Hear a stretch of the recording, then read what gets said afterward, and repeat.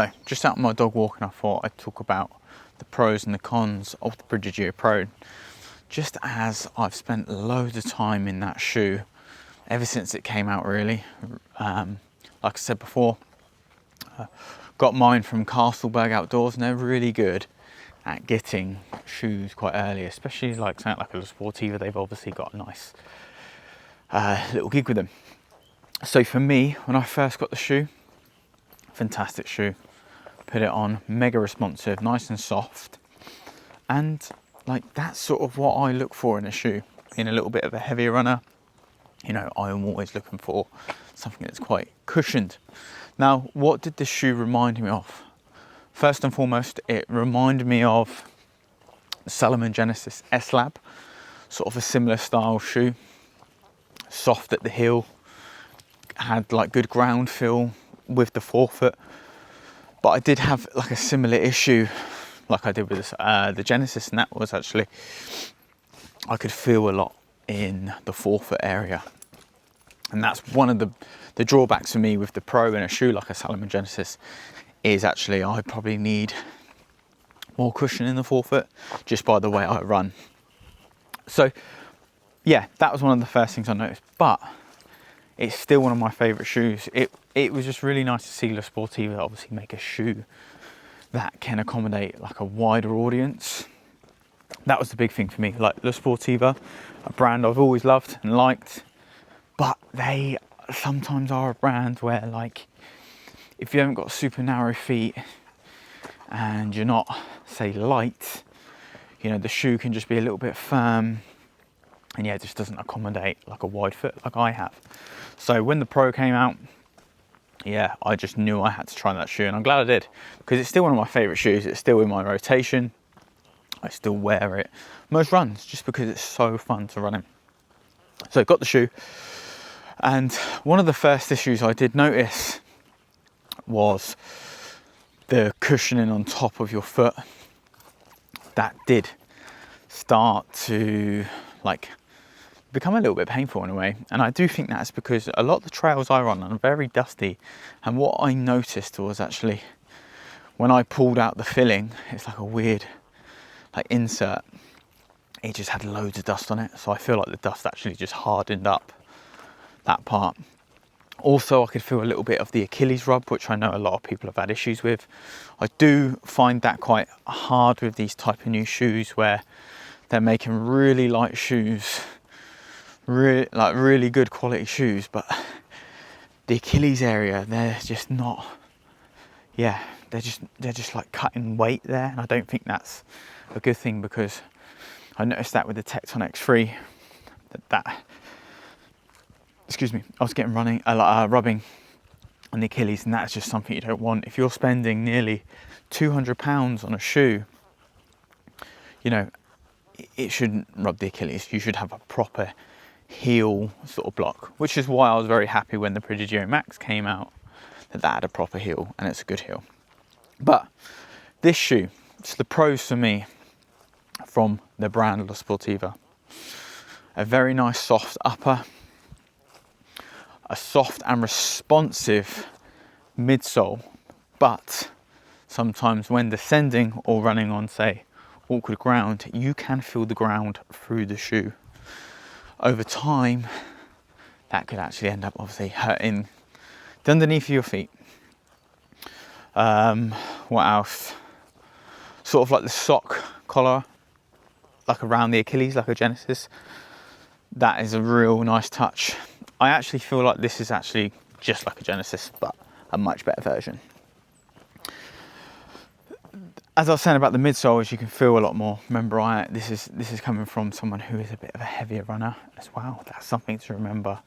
So like if you're a light runner and you're, I don't know, I'm going to navigate through this bit quicker. These issues that I'm talking about, you might not even feel, to be fair. So that's just something to consider, something to sort of understand and think about.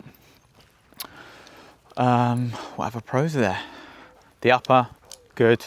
The outsole, very good. La Sportiva are very good at making durable outsoles. So for me, you know, that's great with a shoe like me who's running on a lot of road to trail. So I feel like a lot of the time the tarmac actually eats away at the outsole quite quick. So yeah, that's always a thing I would look for in the shoe. Right, the cons of the shoe. Obviously the cushioning that was on top of the foot, that obviously where the lace is. But as soon as I took that out, the issue was gone. So the Achilles rubbing issue, yeah, that was annoying. That did stop me running the shoe for a while, and then I revisited the shoe and it's just back to normal, to be fair. One more thing. So for me, if it was a little bit, say, firmer in the forefoot, I'd probably get away with wearing this shoe a lot more, especially on longer efforts. The longest run I did in this was roughly about 30 miles, and my feet did hurt after that run.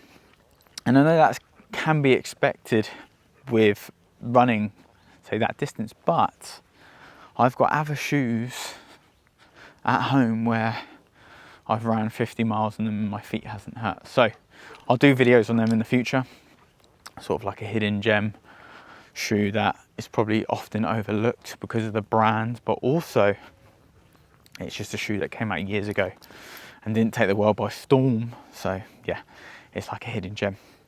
But yeah, I think this shoe is fantastic for the right runner. Like I said, it makes running very fun, especially in your speedier sort of uphill sessions. It's a great shoe. Also, if you live in somewhere where that's like a road to trail sort of style of running, which I do, it's a very good shoe for running on the road as well. And it does actually feel like a bit of a super shoe without the carbon plate, which I quite like, because for me, carbon plates in trail shoes are just not really that optimal. They stiffen the shoe up quite a lot.